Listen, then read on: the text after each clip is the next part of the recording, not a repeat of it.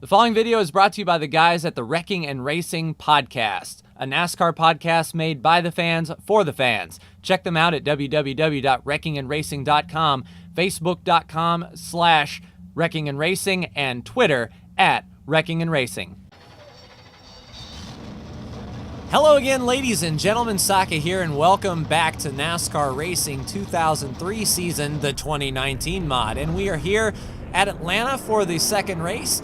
Just want to throw out there that Brandon will be posting his point of view on his channel. Link will be in the description below if you want to see his point of view for this race. One thing that we don't have in this series is the tapered spacer package that the NASCAR Monster Energy Cup Series is going to be running here. So it'll look more like a traditional Atlanta. When everything is all said and done, we are running the Atlanta BR track, and we have still 3 times tire wear and fuel consumption, so pit stops will be a thing. We're right here behind Ricky Stenhouse for the green flag. There is Brandon there in the Wrecking and Racing Toyota.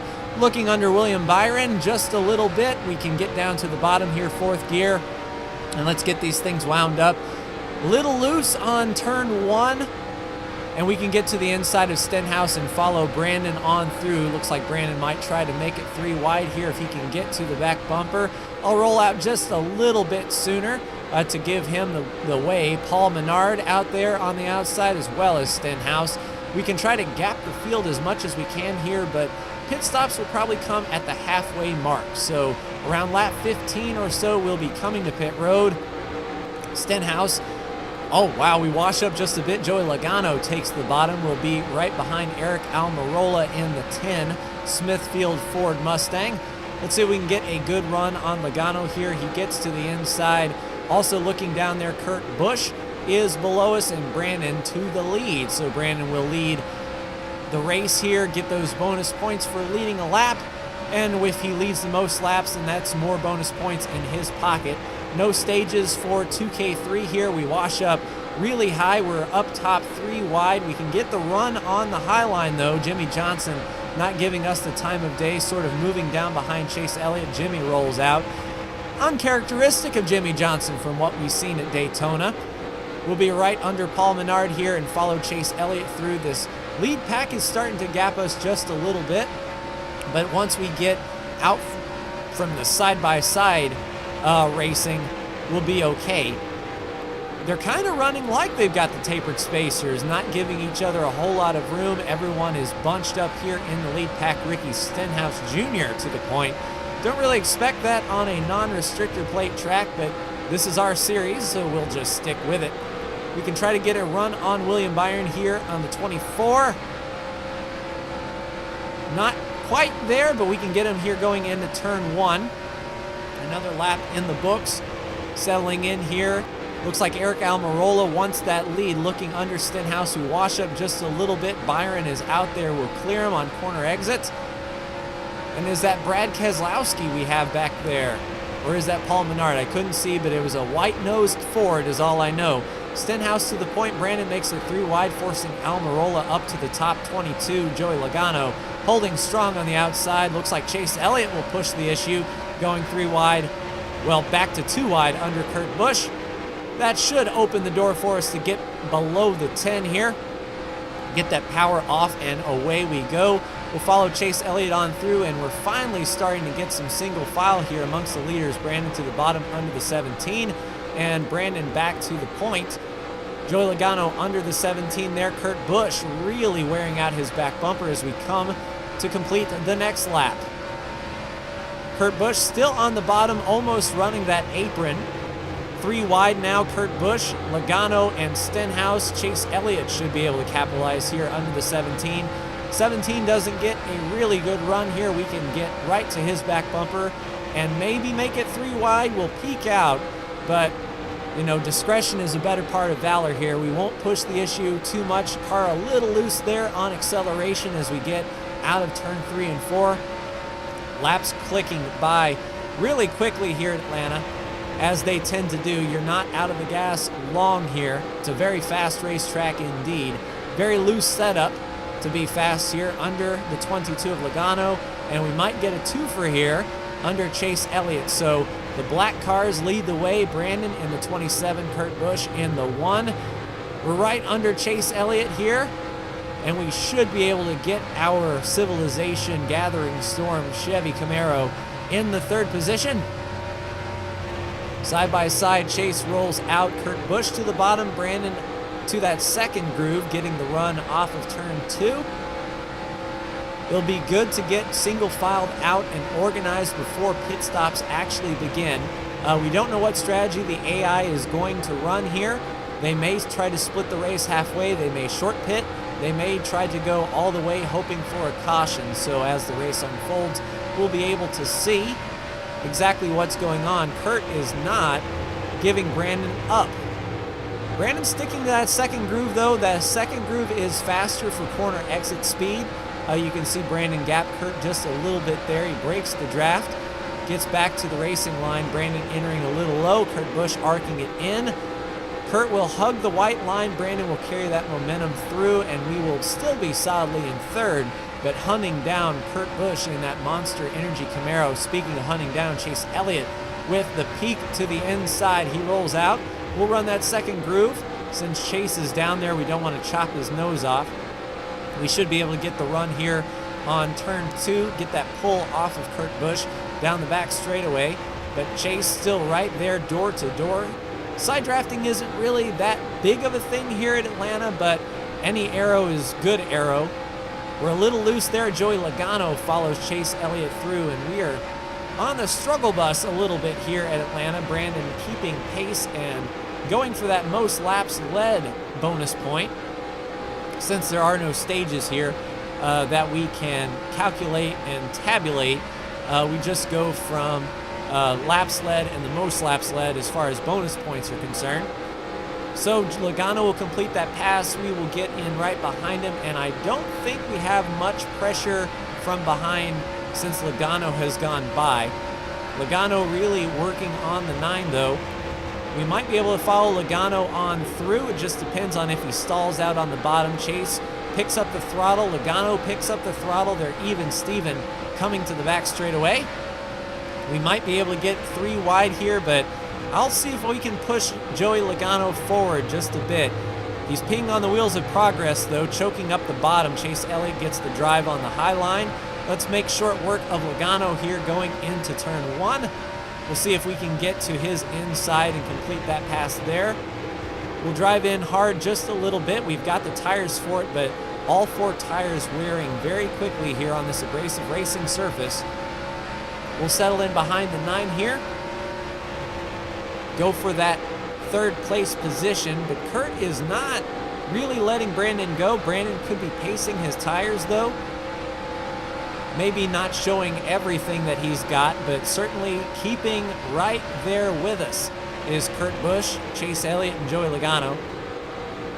Yeah, I can see some cars riding the bottom. We're not out of the woods as far as traffic is concerned. We'll complete the pass on Elliott, and Kurt looks to the inside on Brandon. Not too much speed though.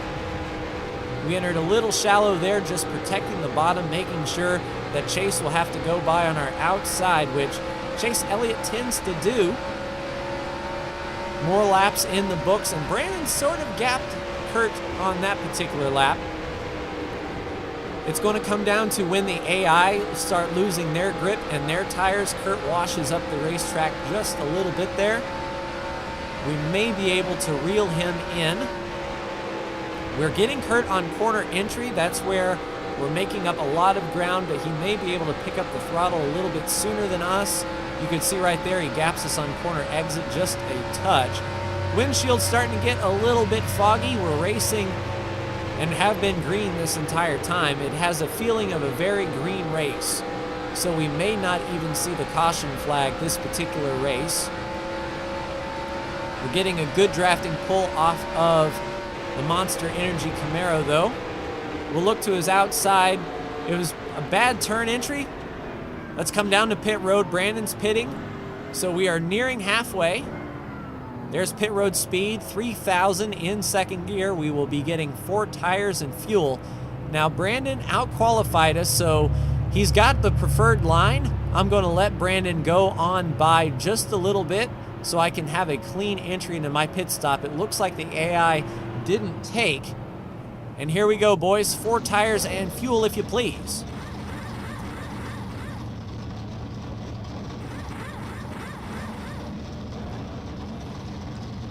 Right sides are on, left sides are going on. Brandon going for a 4-tire stop as well. We might be able to get off of pit road before him.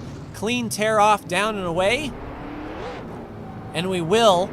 That may have been speeding. I don't believe it was, but we definitely got the whole shot on Brandon here. Getting back, merging with traffic, and making the pass on pit road is preferable to the racetrack for sure. We'll get up to top speed. We're clear on up all the way, and let's settle in here and see where we shake out in the grand scheme of things. We should have the advantage here on the tires. Fresh tires will make a world of difference here at Atlanta as long as we don't get loose and spin out. So we're basically just waiting for the rest of the pack to cycle through. We're the first ones on pit road, and normally in a real life situation that would force everyone's hand and force everyone else to come to pit road because they don't want to stay out losing 1.5 to 2 seconds per lap to the faster cars. So we'll go as hard as we can here. It is a cluster jam going down on pit road, so they decided to go one more lap than we did. Let's make up the most as we can. Nice wide arc into turn 1, carry all this speed, and see if we can get our lap back here. We'll just be waiting on the leaders essentially to come down, get our lap back, and then shake out as far as our running order is concerned. We should be really good though. No penalty for myself or Brandon. This is exactly where we're going to be. So we're going to need this race to stay green as we cycle through. There's Chase Elliott down there. These passes should be for position. There's Kurt Busch there. The leading AI driver, we're going to get by him. So a really good pit stop for us. We should reclaim the lead, and Brandon should be in second place. Kurt Busch should be in third. So a good day for Kurt and an even better day for us so far. I don't know if we can get the most laps led bonus if we stay out here the rest of the way, but it's going to get tight.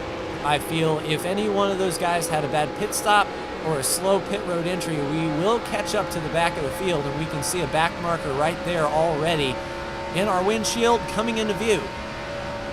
Hopefully the lap traffic will not play a factor in this race, but as we saw last year, you know, races are won and lost from lap traffic, especially here at Atlanta. Last year, I was going for the win behind AJ Allmendinger, who is not in the field this particular year.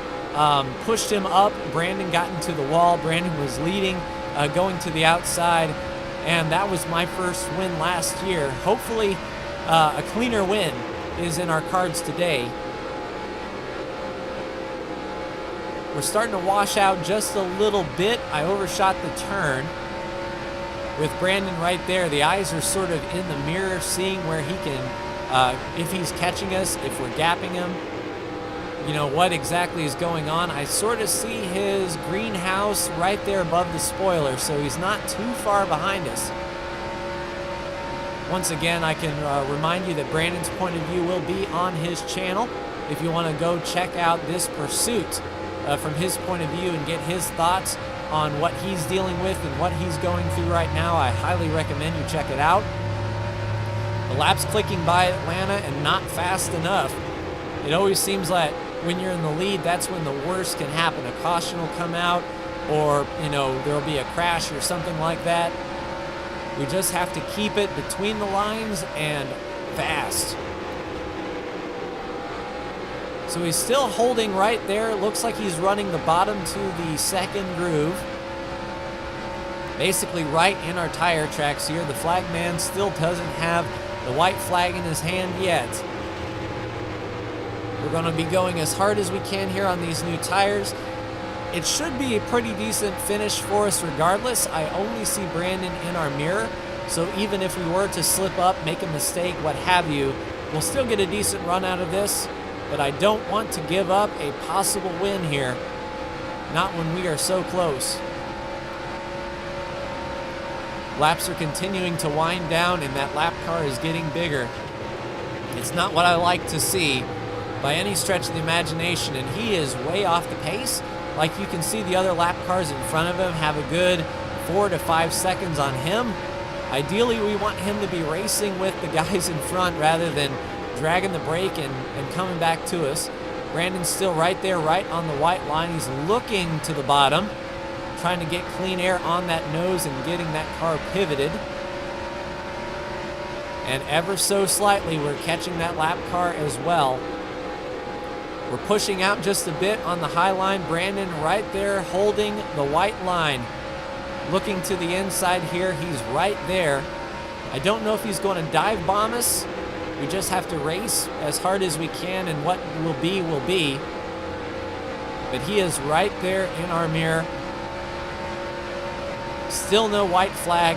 Have to go around at least 2 more times. I'm too focused to see how many laps to go.